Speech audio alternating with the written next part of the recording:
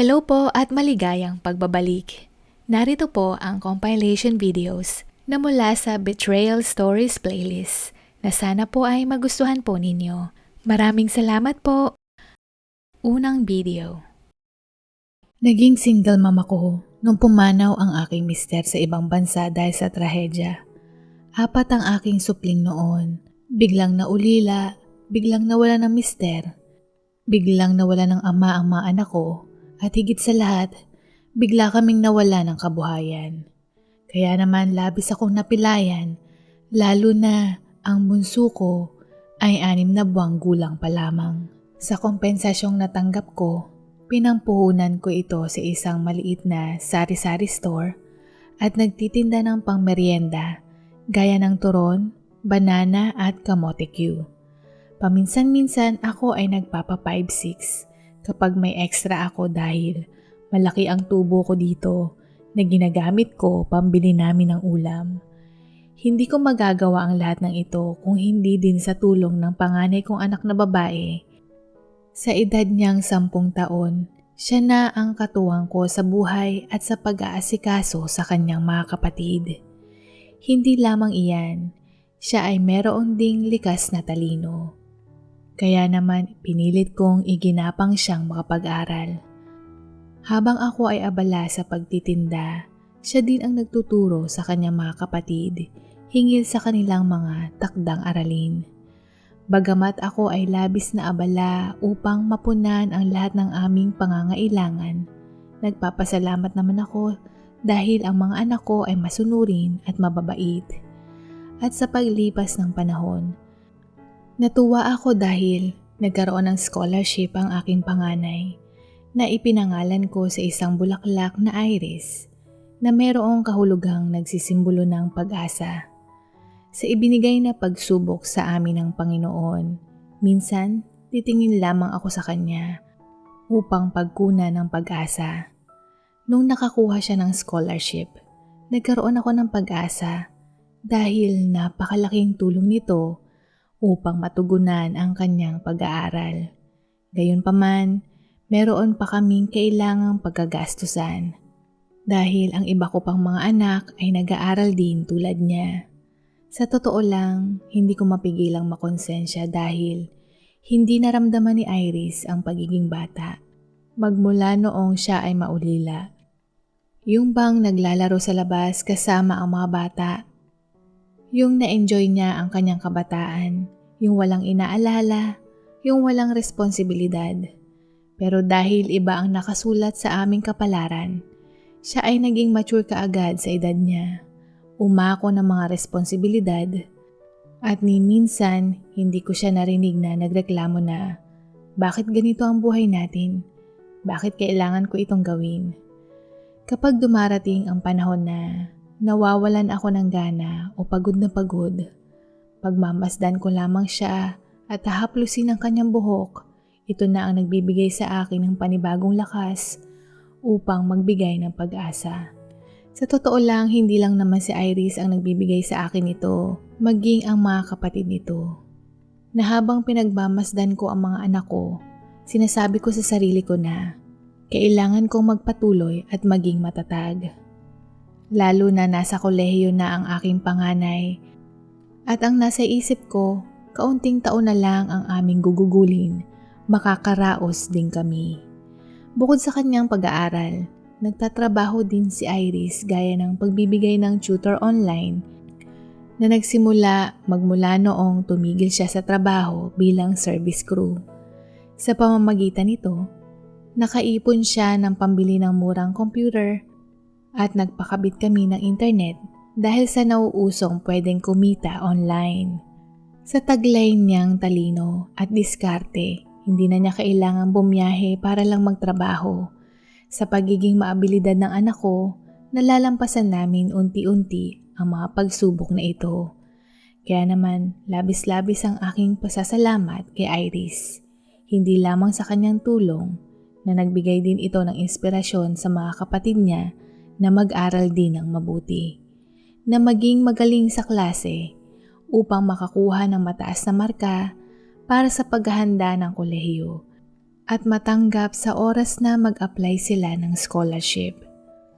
Ang pagkakaiba ng mga bunso ko sa kanilang ate ay naranasan nilang maging bata, ang paglalaro sa kalsada o yung tila ba walang nakasalong responsibilidad. Hindi katulad ni Iris at lahat sila ay puro lalaki, kaya naman nasa huli din ang kanilang pagmamature. Bilang pagpapakita ng pagpapahalaga sa mga tulong ni Iris sa tuwing kaarawan niya, binibilhan ko siya ng isang mamahaling bagay na kailangan niya. Gaya na lamang ng cellphone o di kaya'y pandagdag sa pambili niya ng laptop o mga kailangan niya sa paaralan. Tulad na lamang noong binilhan ko siya ng mumurahing cellphone na ilang buwan kong pinag-ipunan. Hindi ko maiwasang malungkot dahil kahit na siya ay nagtatrabaho noon bilang service crew, wala man lang siyang cellphone. Noong nagkataon na bumili ako ng cellphone, meron itong promo kaya 2 ang nabili ko, isa para sa bahay at isa para kay Iris. Ate, pasensya ka na at ganitong cellphone muna ang maibibigay ko sa'yo at lagi ako nagpapasalamat sa mga tulong mo sa amin. Maligayang kaarawan anak, sambit ko. Makikita ko ang ngiti sa kanyang muka at sasagot na, Ma, bakit ka humingi ng sorry? Ang ganda-ganda kaya nitong cellphone na to. Pwede na akong mag-text o tumawag sa inyo. Meron na po akong magagamit. Maraming salamat po ma. At mapapansin mo ang kilig sa kanyang pagngisi. At ganon din nung nalaman ko na kailangan niyang bumili ng laptop. Ate, ito yung naipon ko. Pwede mong ipangdagdag sa pambili mo ng laptop. Ituring mo na din itong pampuhunan sa online class mo. Sambit ko. Talaga ma? Maraming salamat po. Pag-iigihan ko po sa trabaho. Wika niya ng nakangiti.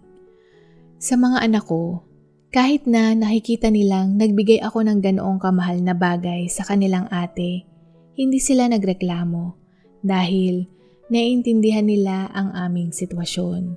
Wala akong narinig na bakit si ate ganito, bakit si ate may ganyan. Na alam nila na pareho kami ng kanilang ate na nagsasakripisyo upang maitaguyod ang aming pamilya. Kahit na mga lalaki ang mga bunso ko, marunong silang gumawa ng gawaing bahay. Aaminin kong merong pagtatalong nagaganap o nagtuturuan kung sino ang kailangang magsaing, magluto, maghugas ng plato o maglaba. Pero nasusolusyonan naman nila ito, lalo na kapag ang ate nila ang nagsusuway sa kanila. Hindi ko maikakaila na sa tingin ko, na-spoil sila ng kanilang ate dahil kapag araw ng kanyang sahod, nariyang bibili ito ng karning baka at magluluto ng masarap na putahe bilang aming ulam. Hindi man kami nakakakain sa mga kainan, pero sapat na ang isang magarbong kaldereta para sa amin. At ang espesyal na putaheng kare-kare na madalas naming handa sa tuwing araw ng Pasko o hindi kaya ay bagong taon. Hanggang sa dumating ang araw na nakatapos ang aking panganay. Nagtapos siya sa kursong nursing. Hindi ko mapigilang maluha. Noong oras na siya ay magmarcha sa entablado. Yung pakiramdam ko na sobrang proud na hindi mapapantayan ng anumang salita. Hindi ko mailarawan ang kaligayahang nararamdaman ko noong mga sandaling iyon, lalo na nagtapos din siyang merong karangalan. Bukod sa nakatapos siya, habang siya ay nagtuturo, siya ay nagre-review para sa kanyang nalalapit na eksaminasyon. Sa lahat ng kanyang pagsisikap, nagbunga naman ito at siya ay nakapasa at nagkaroon ng lisensya sa kanyang napiling propesyon. At matapos nito, nakapasok siya sa isang maliit na klinika na pag-aari ng mag-asawang doktor, isang OB-GYN at pediatrician, at meron din itong lying in. Ilang buwan pa lang siyang nagtatrabaho doon na akala ko makakaluwag-luwag na kami dahil ang pangalawa kong anak ay nais magtrabaho muna bago magpatuloy sa kolehiyo. Sa kadahilan ng hindi siya nakapasa sa scholarship. Subalit sa kasamaang palad, siya ay nagkasakit. na akala namin ay simpleng pananakit lamang ng kasukasuhan hanggang sa ito ay tuluyan ng nanghina. Dito rin namin natuklasan na meron siyang tumor sa tuhod at ang tumor na ito ay isang uri ng cancer. Agad kaming pinayuhan ng doktor na operahan upang hindi kumalat ang cancer cell sa kanyang katawan. Sa operasyong gagawing iyon, kailangang putulin ang kanyang binti. Para talaga kaming pinagsakluban ng langit at lupa nung malaman namin ang sitwasyon ng pangalawa kong anak. Hindi ko alam kung paano namin hahagilapin ang ganoong kalaking halaga sa pagpapagamot nito. Tila ba sinusubok ng Panginoon ang aming lakas, pananampalataya at katatagan na harapin ang pagsubok na ito. Gaya ng ibang mga magulang na gagawin lahat para sa kanilang anak. Kaya naman, lumapit ako sa munisipyo, mga barangay at mga pampublikong ospital para lamang magamot ang aking anak. Dahil sa pag-aasikaso ko sa pangalawa kong anak na may sakit, ang anak kong si Iris ang sumalo ng lahat. Hindi ko kasi magawang ipagpatuloy ang pagtitinda kong merienda dahil madalas akong nasa ospital. Kasabayan nito, napansin ko din na tila ba mas tumanda ng ilang taon ang anak kong si Iris dahil maging siya naghahagilap ng pera para sa aming gagastusin. Hanggang sa isang araw, ibinalita sa akin ni Iris na siya ay nais magpakasal. Ang kwento niya sa akin ay kaklase daw niya ang lalaking iyon nung siya ay nasa kolehiyo. Bukod sa pamilyar na sila sa isa't isa, anak din pala ito ng kanyang amo na kanyang pinapasukang klinika. Hindi naman sa ayaw kong lumigayang anak ko, pero tila ba ako ay nabigla sa pangyayari dahil parang ang hirap paniwalaan na too good to be true, ika nga. Sa tanang buhay ni Iris, hindi siya nagkaroon ng karelasyon. Hindi ko maiwasang maisip bakit siya ang napili. Kung totoo nga bang mahal siya ng lalaki o hindi kaya ang maapi dahil halatang halata na sila ay may pera. Kapansin-pansin sa reaksyon ng aking muka ang matinding pag-aalala. Kasi ang mas lalong pumasok sa aking isipan ay malaki ang posibilidad na maapi siya. Marahil, kakapanood ko ito ng drama sa telebisyon kaya hindi ko maiwasang mabalisa sa kanyang kapalaran. Ma, wag po kayong mag-alala. Kaya ko po ang sarili ko. Hindi naman po ako magpapakasal kung hindi ko naman po mahal. At isa pa po, makakatulong din po ito sa pagpapagamot sa kapatid ko. Malumanay niyang sambit. Pero ate, hindi maalis sa isip ko ang mag-alala. Lalo na iba sila kaysa sa atin. Ito na ba talaga ang desisyon mo, ate? Sambit ko. At nakita ko siyang ngumiti at tumango. Sa dami ng naitulong mo sa akin, ayaw ko namang maging hadlang sa kasiyahan mo. At kung buo na talaga ang desisyon mo, hindi kita pipigilan at ibibigay ko ang aking basbas anak. Dagdag ko sabay niyakap siya ng mahigpit. Nakakahiyamang aminin pero nakaramdam ako ng kaunting kaginhawahan nung siya ay ikinasal. Dahil masaya ako para sa kanya. Hindi ko din mapigilang malungkot magmula nung siya ay bumukod. Hindi na niya kami kasama sa bahay at doon na siya nanirahan sa bahay ng kanyang mister at mga biyanan niya. Malaki ang tahanang iyon kaya naman doon muna sila nakatira habang hindi pa daw sila nagkakaanak.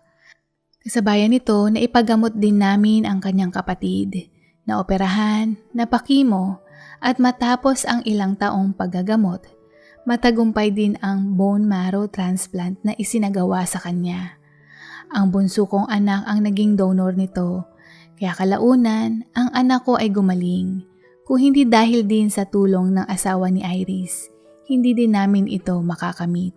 Sa lahat ng aming suliranin, ang anak kong si Iris ang tagasalo ng lahat ng ito, kaya hindi ko maiwasang mahiya sa tuwing makikita ko ang anak ko o hindi kaya ibibisita siya sa aming tahanan. Bukod sa laki ng tulong niya sa pagpapagamot sa kanyang kapatid, nagbibigay din ito ng pambaon sa kanila paminsan-minsan. Sa tulong niyang ito, ako ay nakapagsimulang mag-ipon at nung nakaipon na ako ng pampuhunan sa 5-6, sinabihan ko si Iris na asikasuhin naman niya ang kanyang sarili. ang kanyang dalawang nakababatang kapatid, hindi man scholar pero nasa pampublikong universidad naman ito nag-aaral. Kaya naman hindi rin mabigat ang kanilang pangmatrikula. Ngunit tumutol pa rin ito si Iris at sabing, "Pero ma, mahirapan pa din kayo. Ganito na lang po. Tutulong po ako sa baon at kapag gipit po kayo sa pambayad ng matrikula, mag-aabot po ako sa inyo." Wika niya. "Salamat ate. Nakakahiya na kasi lalo na meron ka ng asawa." Nakayuko kong sambit. Niyakap niya ako at sumagot ng, "Wala po yun ma. Ang mahalaga, makaraos po tayo. Kaunting tiis na lang po." Maging ang mga kapatid niya ay labis na nagpapasalamat sa kanilang ate. At sa tuwing kaarawan ng mga kapatid ni Iris, meron itong magandang regalo at hindi lang kaldereta ang nakahain sa aming mesa.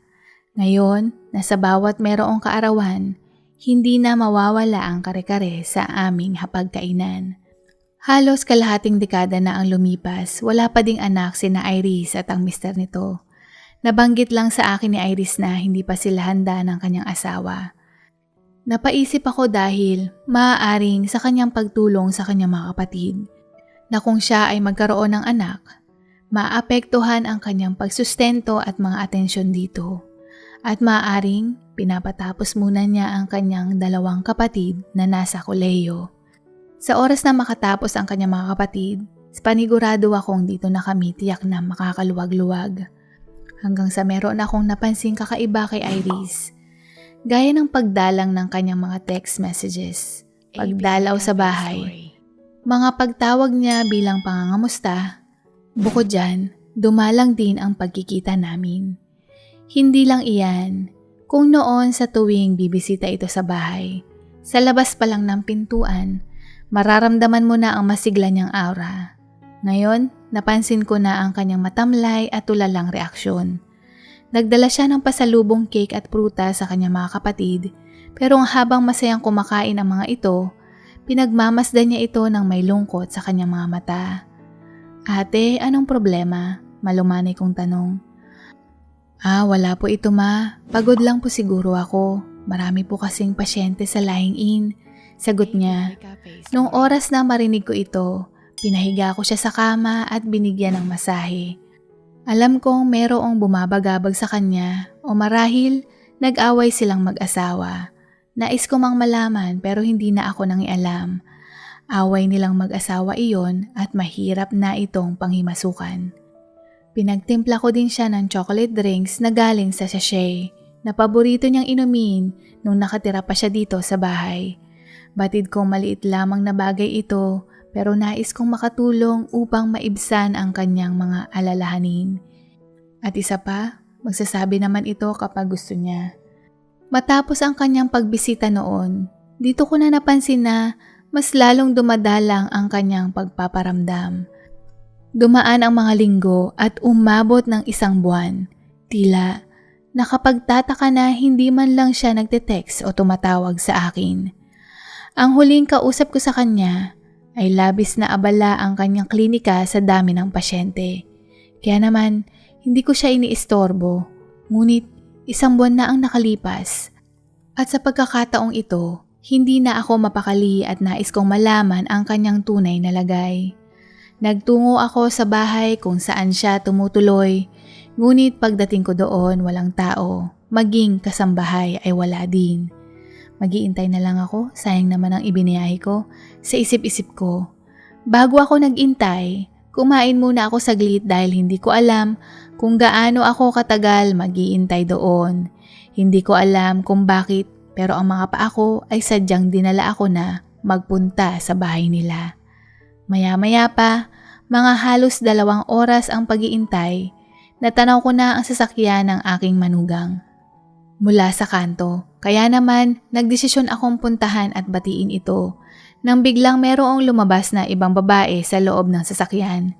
Bigla akong napaatras. Sa sobrang bilis, hindi ko na malayan ang sarili ko na nagtatago na pala ako. Sana pinsan niya lang. Sana pinsan niya lang. Na ilang beses kong pinaulit-ulit sa sarili ko. Ngunit napanganga ako nang bigla niyang hinalikan sa labi ang nasabing babaeng iyon.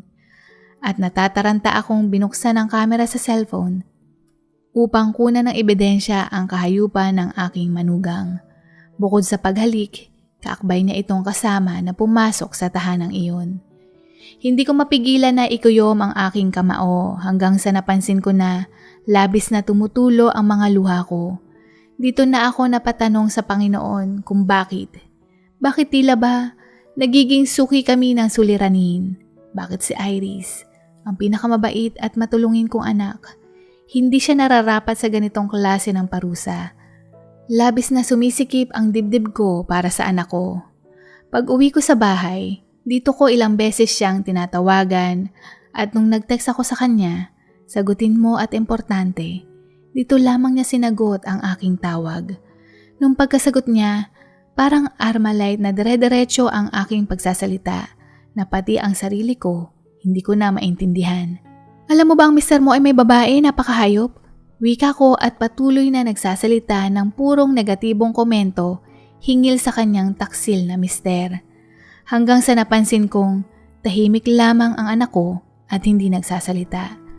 Ang inaasahan kong kanyang reaksyon ay iiyak siya o mabibigla o sisigaw na, hindi totoo iyon, na nagkamali lang ako ng nakita. Pero sa kabila ng pagsisigaw ko dahil sa aking nag-aalab na galit at pagkadismaya sa aking manugang, si Iris mukhang alam na ang tungkol sa pagtataksil ng kanyang mister.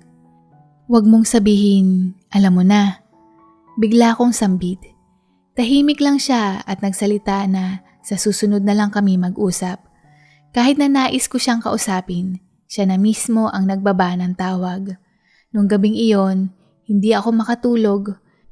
Nais kong tuklasin kung ano ang nangyari sa aking anak. Bigla din akong nakaramdam ng matinding paninikit ng dibdib at pagsisisi sa sarili ko dahil hindi ko man lang napansin na meron siyang pinagdadaan ng problema at hindi ko man lang siya madamayan.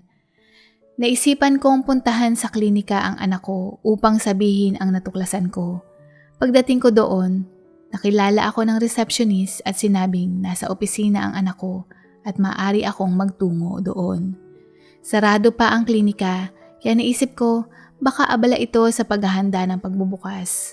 Ngunit habang papalapit ako ng napapalapit sa nasabing opisina, meron akong narinig na boses. Boses ng anak ko at ang boses ng kanyang biyanang babae. Anong inirereklamo mo dyan? Pasalamat ka nga at pinakasalan ka ng anak ko. Diba, kasama iyon sa usapan? Natutulungan namin ang kapatid mong magpagamot kapalit ang pagtatrabaho mo dito. Buti nga, pinayagan namin ang isang tulad mong hampas lupa na mapabilang sa aming pamilya. Kaya imbes na magreklamo ka sa pambababae ng anak ko, ang atupagin mo itong klinika. Aba, hindi birong pera ang ginastos para sa kapatid mo at alam mo yan. Kulang pa ang pagkakandakuba mo para mapalitan iyon. Isa pa, fling lang naman iyon. Ano namang masama? Boys will be boys, ika nga. Tigilan mo nga ako sa daing mong yan, nakakasira ng araw. Tsaka, tingnan mo ang sarili mo. Kung lalaki din ako malamang maghahanap ako ng iba. Mukha ka ng losyang. Take note, wala ka pa niyang anak ha. Kasalanan mo din yan. Pangungot siya ng balai ko sa mga anak ko. Nagsasalita pa si Chris nang bigla siyang pinutol ng kanyang biyanang babae na, "Manahimik ka na lang," pasigaw nito. Sa puntong ito, hindi ko maatim ang ginawa nila sa anak ko kaya naman dali-dali akong nagpunta sa opisinang iyon sa pag-aakalang 2 tao lamang sila doon. Ngunit pagbukas ko ng pintuan, nandoon ang buong pamilya. Biyanan kong babae, lalaki at ang manugang kong lalaki. Lahat sila ay nakaupo, samantalang aking anak ay nakayuko at nakatayo na tila ba siya pa ang nagkamali. Isa laban sa 3 na pinagtutulungan nila ang anak ko. Dito ko napagtanto na isang alipin ang turing nila sa kanya. Nagsisisigaw ako doon at ipinagtanggol ang anak ko. Kita mo yan? Ang ugali niyang mga walang pinag-aralan. Pangaasar ng ngisi at wika ng biyanan kong lalaki. Oo, wala akong pinag-aralan pero mas nakakahiya kayo dahil naturingan kayong mga doktor pero masahol pa sakali ang mga ugali ninyo. ang pagkonsinti nyo sa baluktot na pag-uugali ng inyong anak. Kayo ang kailangan mag-aral ng tamang asal at pag-uugali. Hindi ata yan itinuturo sa medisina. At itinuon ang atensyon ko sa manugang ko. At ikaw naman, Miguel, dahil hindi ka maturuan ng nanay mo na humingi ng tawad sa anak ko, ako na ang magpapaalala sa'yo. Humingi ka ng tawad sa lahat ng katarantaduhan mong ginawa at sa sakit na pinaranas mo. Naiirita kong wika. Hindi ko naman itinanggi. At saka, kahit na mag-sorry ako ngayon, may posibilidad na gawin ko itong muli. Tsaka wag niyo akong utusan, sagot niya nang nakangisi. Hayop ka? Wala kang karapatang pagsalitaan ng ganyan ng nanay ko, sigaw ni Iris sa mister niya. Hoy, wag mong sigawan ng anak ko. Biglang sabat ng biyanan nitong babae. Siyempre ako din sumigaw at ipinagtanggol ang anak ko. Nang bigla kong sinugod ang hinayupa kong manugang, nasampal ko ito. Pero ilang saglit lamang, biglang umikot ang aking paningin at naramdamang mahapdi ang aking pisngi. Ang balai kong babae ang sumampal naman sa akin. Handa na akong sumugod at makipagrambulan nang bigla akong pinigilan ng anak ko. Hinihila niya ako palabas ng pintuan at nagsabi na, "Ma, tama na. Tumigil na kayo." Aba, bakit ako ang pinapatigil mo anak? Kakampi mo ako, hindi mo ako kaaway. Sambit ko. Ma, pakiusap. Gulo ko ito. Problema ko ito. Please. Huwag kayong mangialam. Pabayaan niyo po ako. Wika niya. Makinig ka sa anak mo at alisin mo sa klinik namin ang dala mong pagka-squatter. Pagpatol ng biyanan kong babae. Nung ayaw ko pang umalis, hinila ako ng malakas ni Iris. Ma, pabayaan niyo na ako, okay? Gulo ko ito. Huwag kayong makialam. Umalis na kayo at huwag na kayong bumalik pa dito. Pasigaw niyang sambit. Iyon ang unang pagkakataong nakita kong ganoon si Iris. Parang hindi siya ang anak ko, hindi ko siya kilala. Ang anak kong gusto ko lang protektahan at ipagtanggol, siya pa mismo ang nagpaalis sa akin. Hindi ko maintindihan kung bakit nagsusumiksik siya doon. Hindi ko maintindihan kung bakit iyon ang pinili niya. Tunay ngang magkahalong lungkot at galit ang aking nararamdaman. At pagka-uwi ko sa bahay, hindi ako makatulog dahil sa labis na pag-aalala sa anak ko. Hindi ko mapigilang tumangis dahil alam kong dahil sa amin kung bakit niya pinasok ang relasyong iyon. Kung bakit siya nasa ganoong sitwasyon. Hindi ko mapigilang madismaya sa aking sarili dahil alam kong marami akong pagkukulang sa kanya. Sinubukan ko siyang i-text at tawagan. Pero wala akong natanggap na reply o tawag mula sa kanya. Nangangahulugang ayaw niya akong makita. Magmula nang nangyari iyon, naputol din ang aming komunikasyon ng halos 1 taon. Hanggang isang araw, nakita ko siyang may bit-bit na maleta at umuwi sa aming bahay. Sa araw-araw kong pag-aalala sa kanya, sa bawat gabi na palagi akong nagdadasal na sana ay maayos ang kalagayan niya at mukha namang pinakinggan ng Diyos ang aking mga panalangin dahil bumalik siya sa amin. Dito niya ibinahagi ang lahat. Maganda at maayos ang pakikisama sa kanya ni Miguel nung una. Ang totoo niyan, sa isang asignatura lang sila magkaklase. Nagkataon din daw ang pag-apply niya sa nasabing klinika sa paghahanap ng experience ay pagmamaari pala ng mga magulang ni Miguel. Hindi niya sukat akalain na mga magulang niya ang mag-asawang doktor na iyon. At dito nagsimula na makilala nila ang isa't isa. Matapos ang una nilang taon bilang mag-asawa, hindi siya nabuntis. Dito sila nagpakonsulta at napag-alamang baog ang mister nito at malabong magkaanak. Magmula daw noon may pagka-iritable ang mister niya at hindi lang daw mister niya, maging mga biyenan din daw niya. Nung una, tamang pag-iwas lang sa kanya at yung pag-utos na halatang may inis. Hindi niya ito binigyan ng pansin dahil sa isip niya mga dismayado ang mga ito. Isa pa, nagbigay din sila ng tulong sa pampagamot sa aking anak nababayaran ni Iris sa pamamagitan ng pagtatrabaho doon sa klinika. Kahit nasa pagpapagamot ng kapatid niya na meron naman kaming natatanggap na suporta mula sa gobyerno, kaya meron kaming nagagamit na karagdagang panggastos na gamot na kailangan niyang bilhin. Dahil sa pagtulong ng pamilya nila sa aming pamilya, isinantabi ni Iris ang kanyang inis. Hanggang sa, pati sa bahay, ginawa na din siyang katulong. Pati ultimo pagkuha ng tubig ay iuutos pa sa kanya. Pagod na siya sa klinika, lying in, pati pag-uwi sa bahay wala siyang pahinga. Dahil madaming utos ang pinapagawa sa kanya ng kanyang biyenan. Iyon pala ang rason kung bakit lagi siyang pagod na pagod at nagmukhang matanda. Sabi niya, matitiis niya ang pang-aapi ng mga biyenan niya. Pero ang huling nagpaputol ng pisi ng kanyang pagpasensya ay nung matuklasan niyang ng babae ang kanyang mister. Dito na siya nag-isip ng paraan kung paano lumaban at kung sa paanong paraan. Bukod sa paglikom niya ng ebidensya ng pambababae ng kanyang mister, madali din siyang nakakuha ng ebidensya laban sa kanyang mga biyenan. Naalala niyo po ba na nabanggit niya na pati sa bahay ginawa siyang katulong? Ang aksyong ito ay hindi inaasahang magiging pabor sa aking anak bilang kanyang alas.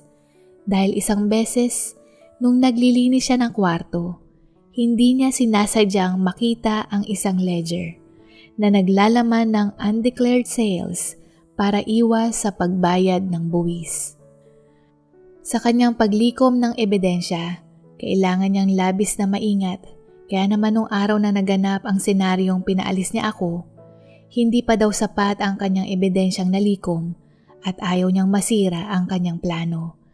At nung sapat na ang kanyang katibayan, kasama ang isang abogado, nag-file siya ng legal separation at malaki ang kanyang settlement na nakuha bilang danyos sa kanyang underpay, overwork, masamang trato, emosyonal at psikolohikong dulot nito sa kanya. Hindi siya mapatulan ng kanyang mga biyenan dahil meron din siyang kopya ng ledger ng mga ito. Kaya kung nais nilang manahimik at hindi magbayad ng buwis, sinunod nila ang kondisyon ni Iris. Kasabayan nito, nung umuwi siya sa amin, ipinaalam niya rin na oras na para naman sarili niya ang kanyang isipin. Nung marinig ko iyon, labis akong napaluha dahil sa dami ng hirap ng kanyang pinagdaanan mula ng pagkabata hanggang ngayon, hindi ko mahindian ang kanyang hiling. Kaya naman kahit na masakit sa loob ko ang desisyon niyang mangibang bansa, pinayagan ko siya upang makapagsimula, makapag-move on at mas madaling makalimot. Isa ako sa mga magulang na nais na umunlad at maging masaya ang kanyang anak, kaya iyon ang ibinigay ko sa kanya. Ilang taon na ang lumipas, opisyal ng legal silang hiwalay ng dati niyang asawa at siya ngayon ay nurse na sa bansang Canada. Ginamit niya ang perang nakuha niya at pinang-aral niya doon.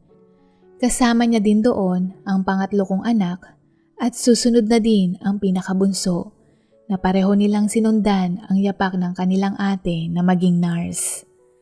Ako at ang pangalawa kong anak ang naiwan dito sa bansa at kahit na siya ay may kapansanan, hindi ito naging hadlang upang makatapos siya at makamit ang kanyang propesyong IT. Lahat sila ay meron ng magagandang trabaho at propesyon at mas maayos na din ang aming buhay.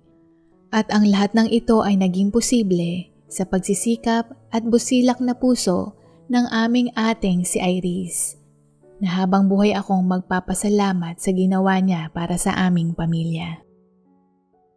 Pangalawang video. Hindi ko po ikakaila na meron akong obsesyon sa isang dalaga. Nangyari ito unang beses na baling ang tingin ko sa kanya. Nabihag niya ng buong buo ang puso ko.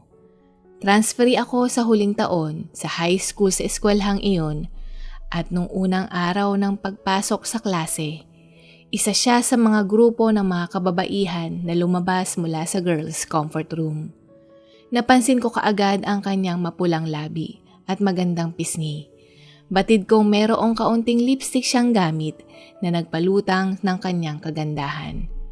Dito ko rin natuklasan na magkapareho pala kami ng batch pero magkaiba kami ng seksyon. Sa tuwing pagpasok, siya kaagad ang aking unang hinahanap. Palagi akong sumisilip sa kanilang silid-aralan. Ang makita siyang nakangiti, masilayan ang kanyang magandang muka, at maamoy ang kanyang kolon ay talagang nagpapakumpleto ng aking araw. Nalaman ko ang kanyang pangalan na Athena, na bagay sa kanyang kagandahan.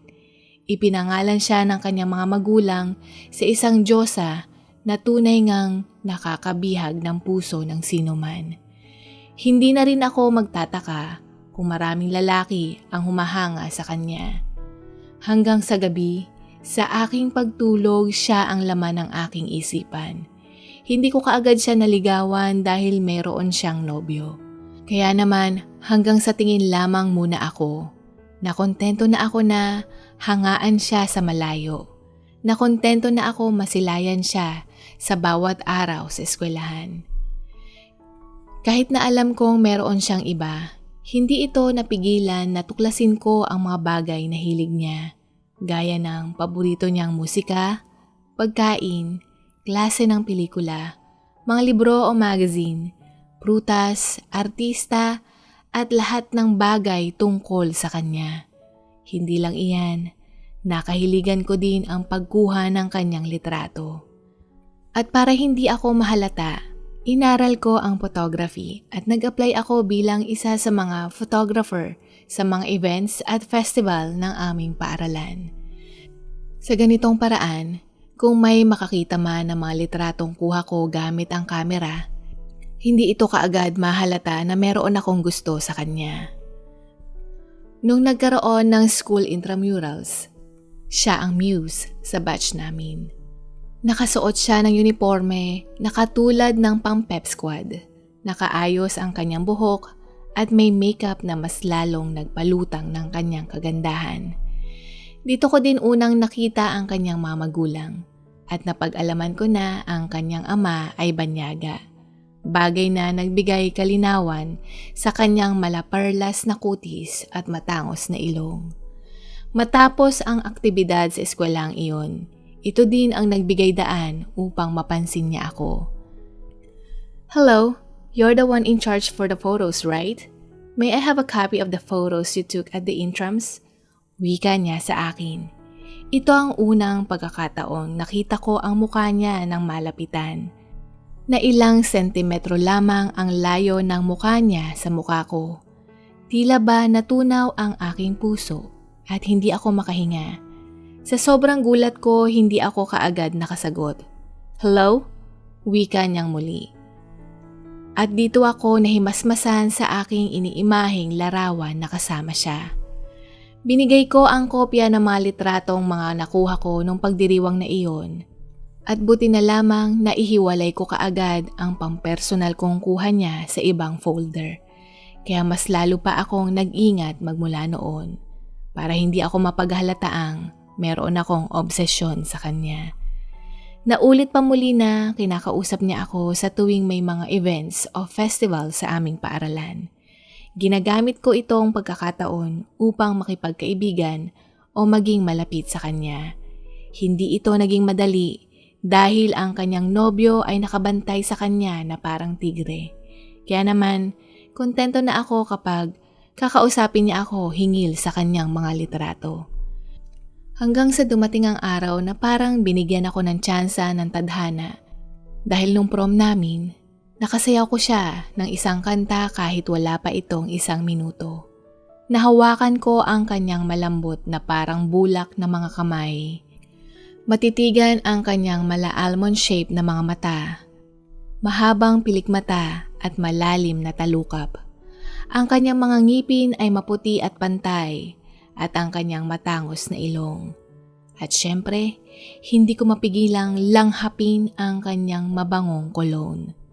Nasinamantala ko na ang pagkakataon upang tanungin kung anong brand ito at anong klase dahil sabi ko ang bango-bango nito bilang papuri ko. Hindi naman niya binigyan ng ibang dahilan ang tanong ko, kaya sinagot din niya ito kaagad. Sa maigsing kaganapang iyon, labis na natutuwa ang puso ko dahil kilala niya ako at sa tingin ko, magkaibigan na kami. Hindi ko man mapigilan ang pagtakbo ng oras pero malapit nang dumating ang araw ng aming pagtatapos. Alam kong hindi ko na siya makikita kaya naisip ko, bakit hindi ko alamin kung saang universidad siya mag-aaral nang sa gayon magkapareho pa din kami ng eskwelahan. Napag-alaman ko ito sa kanyang kaibigan kaya naman doon ko din balak na mag-aral. Hindi ko maiwasang malungkot nung nagsimula ang bakasyon namin na sa tanging litrato ko lamang siya makikita hanggang sa hindi pa dumarating ang pagsisimula ng bagong pasukan. Ang buwang pag-iintay ay tila ba parang isang dekada para sa akin.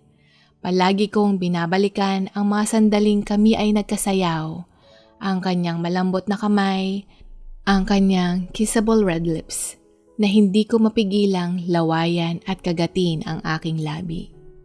Sa aking pangungulila, madalas kong iimahe na kasama ko siya habang tinitingnan ang kanyang mga litrato, ang kanyang labi, katawan, pisngi at mga binti. Kasama din sa pag-imahe kong ito na ako ang kanyang nobyo, na ako ang kanyang kahagkan, kayakap at siya ang nagbibigay ligaya sa tuwing nakakaramdam ako ng init ng aking katawan. Ang kanyang kamay na humahaplo sa aking muka at katawan na ginagamit kong pagpapantasya habang ako ay nagkukulong sa loob ng banyo kasama ang kanyang mga litrato at doon ko ilalabas ang lahat ng pagnanasa ko sa kanya sa pamamagitan ng sariling sikap gamit ang lotion bilang pampadulas.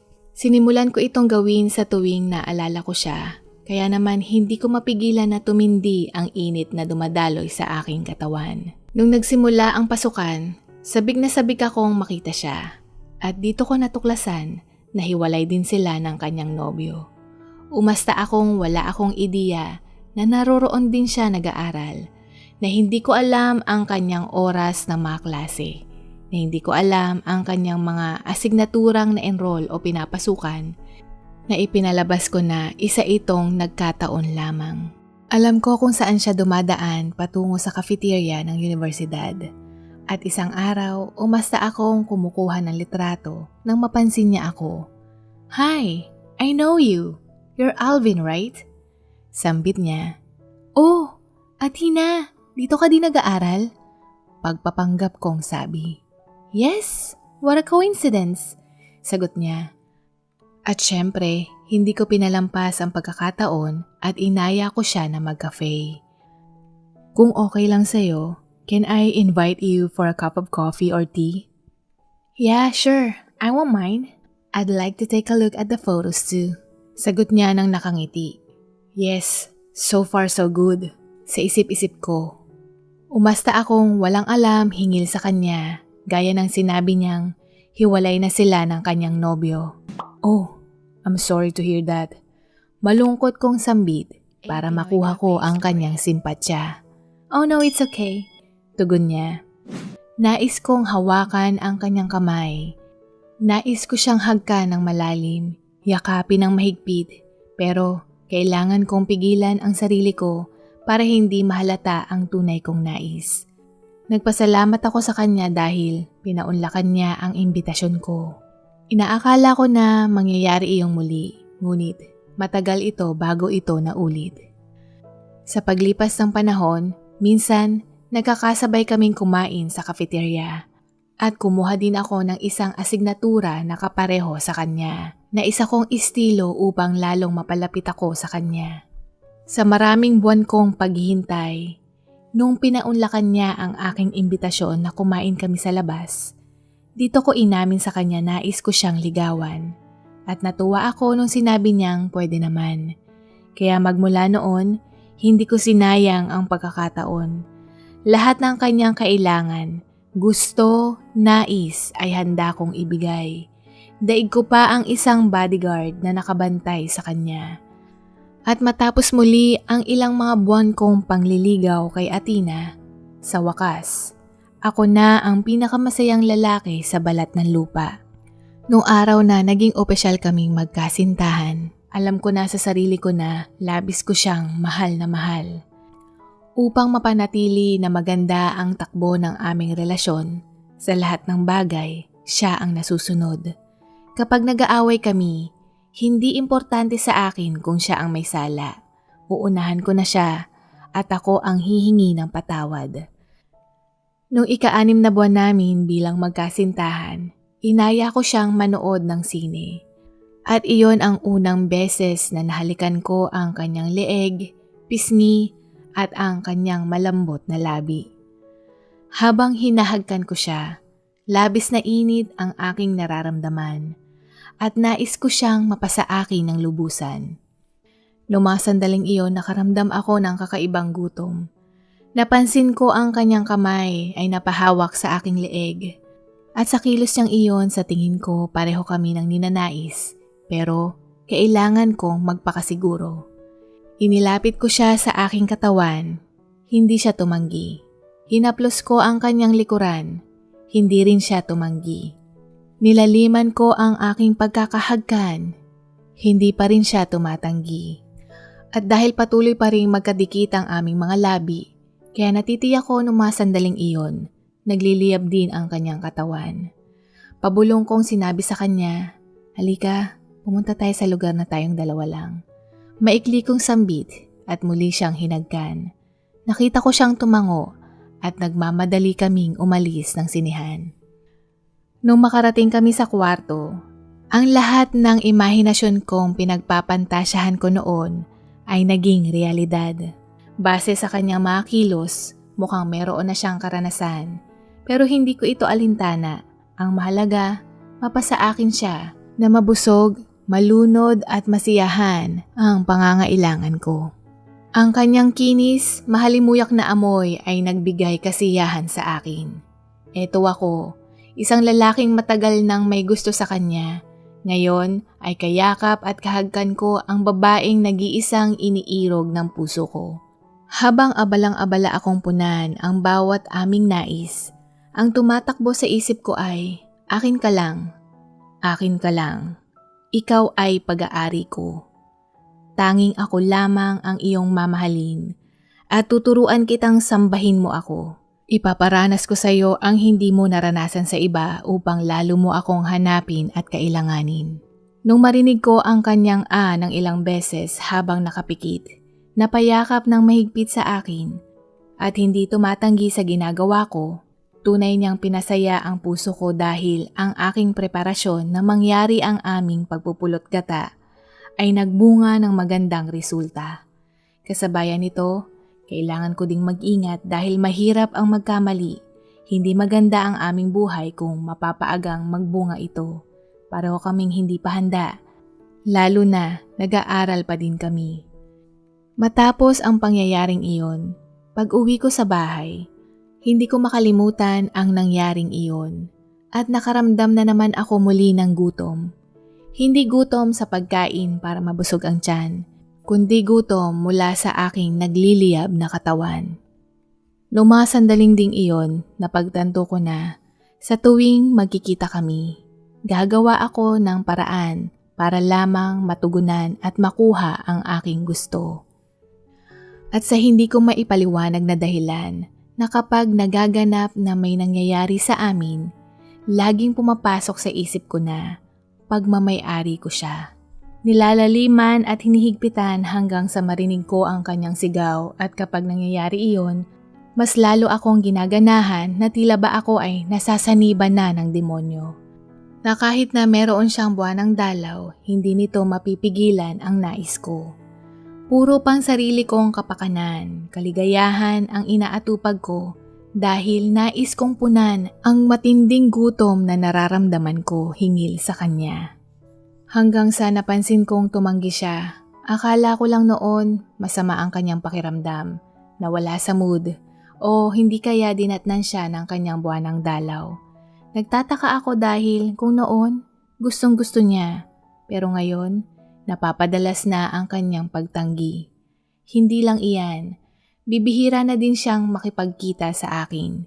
Hindi ko mawari ang problema, kaya naman inisip ko na baka nagkukulang ako at sa aming nalalapit na 1 taong anibersaryo, sinabi ko sa sarili ko na siya ang masusunod. Pinaghandaan ko ito mula sa restaurant na paborito niyang steak at hotel na aming tutulugan. Bumili din ako ng magandang singsing para ibigay sa kanya. Sa aming dinner date na iyon, naging maayos naman ang aming date. Nakangiti naman siya, nagpasalamat at hinagkan ako ng bahagya sa lobby nung binigay ko ang regalo kong singsing sa kanya. At ang dessert namin ay syempre sa loob ng kwarto. Naghanda ako ng whipped cream, assorted fruits, cake at alak para sa aming dalawa. Ang ideyang ito ay ginaya ko lamang sa napanood ko sa pelikula dahil ito ay romantic at mag-eksperimento na magbigay anghang sa aking imahinasyon na magiging realidad. Wala naman siyang reklamo at ni isang beses hindi siya tumanggi, kaya naisip ko ay maayos ang lahat na nakailang beses naming ginawa iyon hanggang sa ako ay napagod. Nakatulog ako nung gabing iyon na yakap siya at nakangiti. Naging malalim ang tulog ko dahil hindi ko na malaya na wala na siya sa tabi ko. Nagising lamang ako nung nag-ring ang telepono na nagpapaalala na kailangan ko nang umalis. Tanghali na noon, hindi ko mapigilang mataranta dahil hindi ko siya nakita. Wala akong napansing kakaiba sa kanya. Wala akong napansing problema. Pero nakita ko sa may bedstand ang singsing at maiksing sulat na nais niyang makipaghiwalay sa akin. Nakasaad din doon na napagtanto niya na hindi niya ako mahal na dahilan ng kanyang pakikipaghiwalay. Labis akong tuliro. Hindi ko alam kung saan ako nagkamali. Nais ko siyang tanungin. Nais kong hingin ang kanyang paliwanag. Pero hindi ko siya mahagilap dahil nagpunta siya sa ibang lugar. Hindi ko din namalaya na lumipat din siya ng eskwelahan. Nalaman ko lamang ito sa isa niyang kaeskwela na kakilala ko. Labis akong nasaktan. Durog na durog ang puso ko. Hindi ko maintindihan kung ano ang kulang. Bala ko pa man din siyang ayaing magpakasal sa oras na magtapos kami ng kolehiyo. Akala ko mahal niya ako. Akala ko na ibigay ko ang lahat sa kanya. Akala ko napasaya ko siya. Pero lahat pala ito, ako lang ang may akala. Idinaan ko ang pigating ito sa pagiging playboy. At sa tuwing may kasiping akong babae, mukha niya ang iniimahe ko habang ginagawa ko iyon. Ngunit, hindi pa rin ito sapat. Hindi sila si Athena. Hindi si Athena ang kahagkan ko. Hindi siya ang kayakap ko. Sa isip ko, hinding-hindi mapapantayan ng sino mang babae si Athena na nag-iisa sa balat ng lupa. Napansin ko na hindi ako nakokontento kahit nakailang nobya ako, lagi pa rin akong naghahanap. At dahil hindi ako makontento, para sa akin ang una kong pag-ibig ay kailanman hinding-hindi mamamatay. Lumipas ang maraming taon, meron na akong trabaho at meron na din akong pamilya. Sinikap kong magpatuloy dahil sa pag-aakalang ako ay tuluyang magbabago. Ang misis ko na nakilala ko ay inireto ng kaibigan ko sa akin. Maganda siya, maputi, kaya naman nagkaroon ako ng gusto sa kanya. Mula sa aming date, naging maayos naman ito at naging seryoso hanggang sa nagdesisyon akong pakasalan siya at nagkaroon kami ng anak na kambal. Akala ko okay ako. Akala ko nakalimutan ko na siya pero hindi pa rin maalis sa isip ko si Athena. Hindi ko pa rin maiwasang iimahe na ano kaya ang magiging itsura ng magiging anak namin kung kami ang nagkatuluyan. Na hindi sana ako nakukulangan, na nakaramdam ako ng kasiyahan at hindi ako iritable sa buhay ko. Noong 3 buwan naming bagong kasal ng misis ko, natuklasan niya ang aking maliit na baul. Ang laman ng iyon ay puro mga litrato ni Athena. Dito niya nalaman ang tungkol sa kanya. At nagsinungaling ako na hindi ko na ito mahal at itatapon ang mga litratong iyon. Sinunod ko at tinapon ko ang mga litratong iyon upang hindi ako pagsimulang paghinalaan at pagsimulan din ito ng pagtatalo. Pero ang hindi niya alam, meron akong kopya sa maliit na USB drive at mga negative film na makakuha ko kay Athena. Hindi ko ikakaila na magmula nung nabuntis ang aking misis, dumalang ang pagbibigay ko sa kanya ng pansin. Mas lalo pa akong naging mas malamig nung nanganak siya ng kambal. Ginagampanan at sumasama naman ako sa mga check-up, pagdiriwang at sa mga salo-salo kapag kasama ang aming pamilya. Pero sa isip ko, kulang lagi ito. Kahit na maasikaso ang aking misis, maalaga, maasahan sa bahay, maabilidad dahil siya din ay merong trabaho kahit nasa bahay. Kumikita din siya ng malaki bilang graphic artist, na maganda din siya, na maputi, pero hindi ko siya magawang mahalin ng lubusan dahil sa bawat araw na lumilipas, palagi pa rin akong nangungulila kay Athena. Pakiramdam ko, nararamdaman ito ng misis ko, kaya dinoble niya ang kanyang pagmamahal sa akin at sa aming mga anak. Isa akong malaking hangal dahil hindi ko ma-appreciate ang mga magagandang bagay at mga nangyayari sa buhay ko na lahat ng ito ay binaliwala ko. Hanggang isang araw, nagkaroon ako ng balita kay Athena. Sa isip ko nung mga sandaling iyon, talagang pinagtagpo kami ng tadhana. Nangyari iyon nung nagtungo ako sa isang mall at nakita ko siya doon. Wala siyang pinagbago. Ang ganda-ganda pa din niya. Sinundan ko siya at dito ko napag-alaman na siya ay may asawa na. Habang sinusundan silang mag-asawa, nakita ko na nagtungo sila sa isang indoor playground at nasaksihan kong siya ay may anak na din. Maganda din ang anak nito, kamukha din niya. Sa sobrang pangungulila ko sa kanya, sinundan ko sila hanggang sa makasakay sila sa kanilang sasakyan. Kinabisado ko din ang numero nito. Hindi pa ako nakontento. Sinundan ko din kung saan sila patungo. Labis ang aking ngiti dahil nung mga sandaling iyon ako ay nakamotor. Maaari ko silang masundan na hindi ako mapapansin. Nung sinundan ko sila, nakita kong pumasok ang sasakyang iyon sa isang eksklusibong subdivision. Dito ako naging determinadong alamin ang tungkol sa kanyang buhay, na dinaig ko pa ang isang private investigator sa pagmamasid, pagmamanman at mga detalye hingil sa kanyang buhay.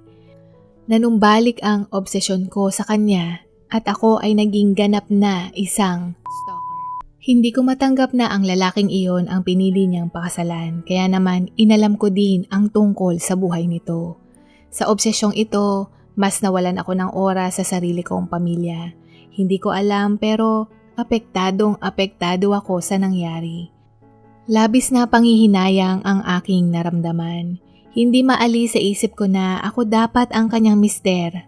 Ako dapat ang ama ng kanyang anak, na dapat kami ang magkasama.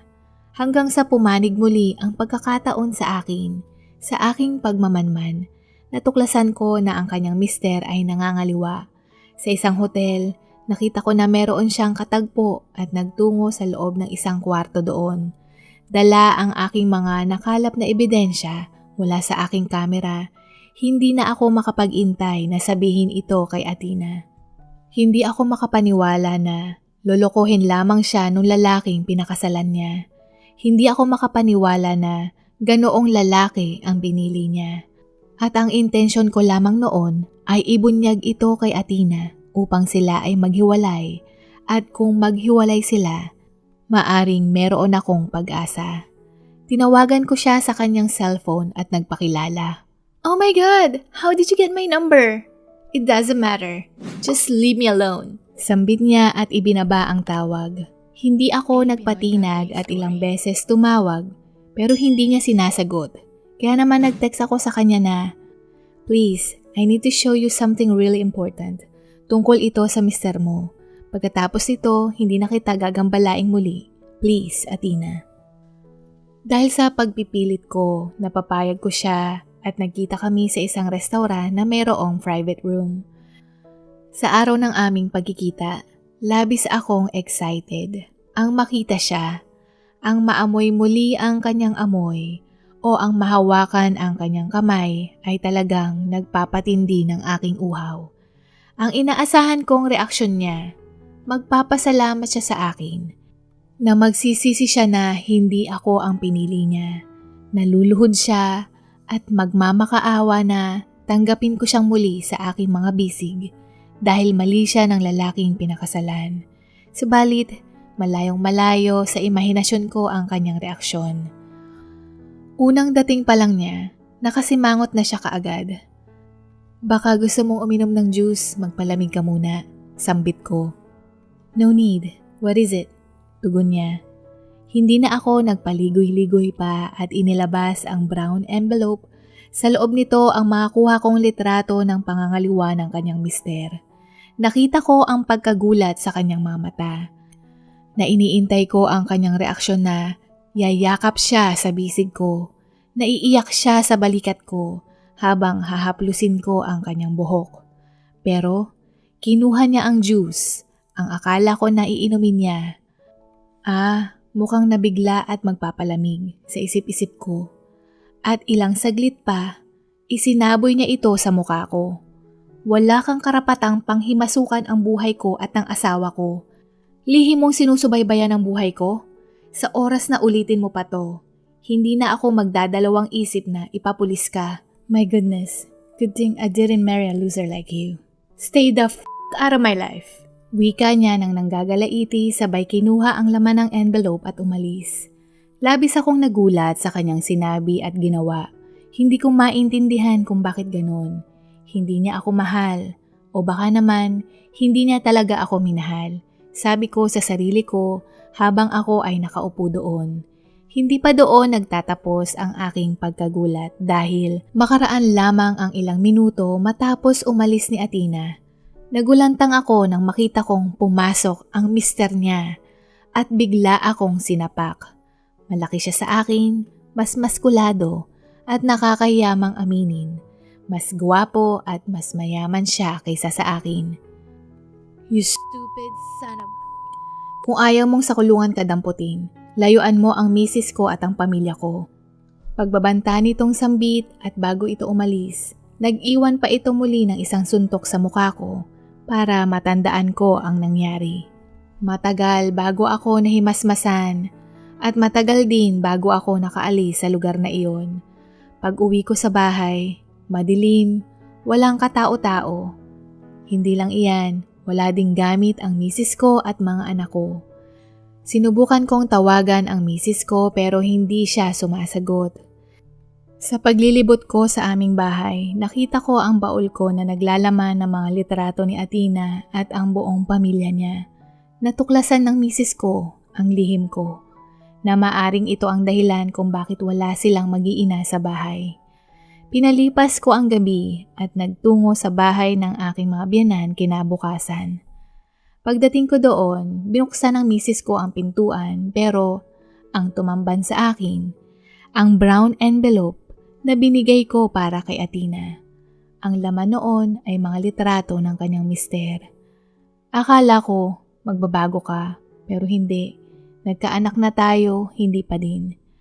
Niloloko mo lang ako at higit sa lahat, niloloko mo lang ang sarili mo. Tama na. Sawang-sawa na ako, Alvin.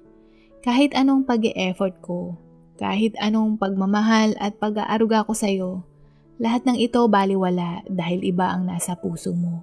Kaya mabuti pang maghiwalay na tayo. Wika ng misis ko at pumasok na ng bahay. Maya-maya pa, lumabas ang biyanan kong lalaki. Umalis ka na, Alvin.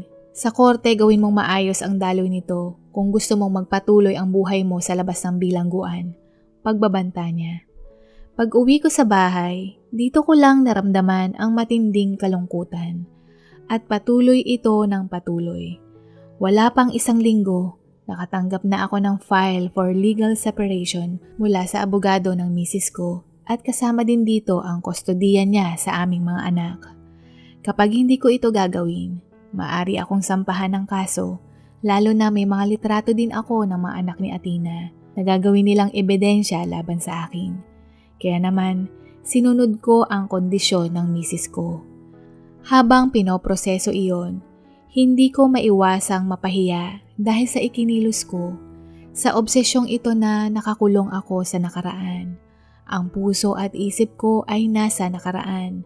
Nabulag ako sa kung ano man ang nasa harapan ko ngayon at binaliwala ko ang lahat ng ito.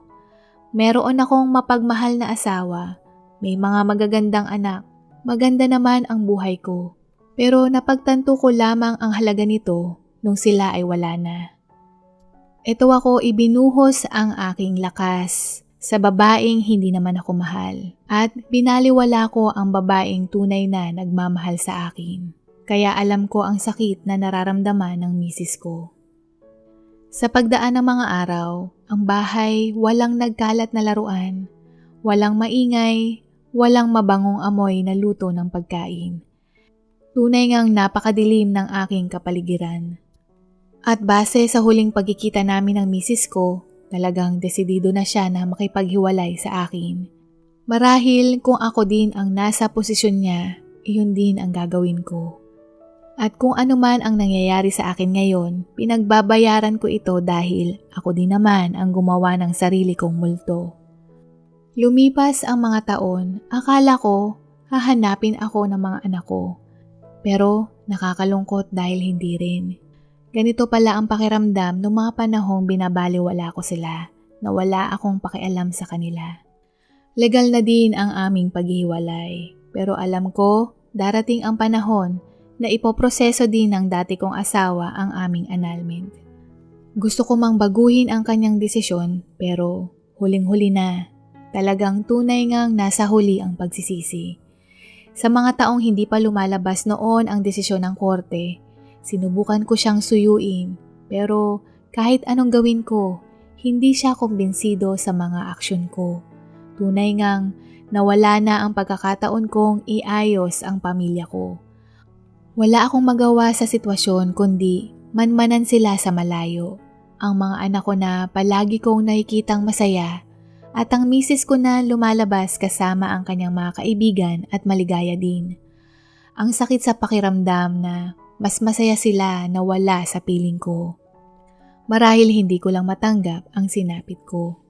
Batid kong ako ay isang talunan sa paningin niyo, na ang tanging kasalanan ko lang ay nagmahal ako ng iba. Pero kahit anong gawin ko, hindi ako mabigyan ng pangalawang pagkakataon. Sa tingin niyo po ba, kung patuloy kong lihim na susubaybayan ang mga anak ko, matatanggap pa kaya nila ako? Dito na po nagtatapos at sana po ay nagustuhan po ninyo ang mga kwentong ito. Hanggang sa muli, paalam at God bless po!